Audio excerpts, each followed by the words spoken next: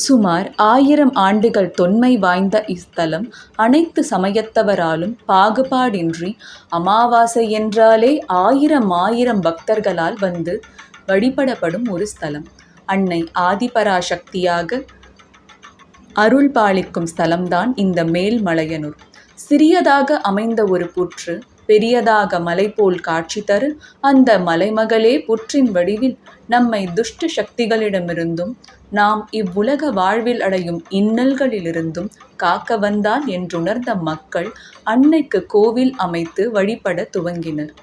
5 தலை நாகம் குடைபிடிக்க கைகளில் நாகம் சுற்றிய உடுக்கையும் கூர்மையான திரிசூலமும் மங்கையர்க்கு திலகமிட குங்குமமும் கரங்களில் ஏந்தி ஒளி பொருந்திய முகத்துடன் அழகிய புன்னகையுடன் வீற்றிருக்கிறாள் அன்னை.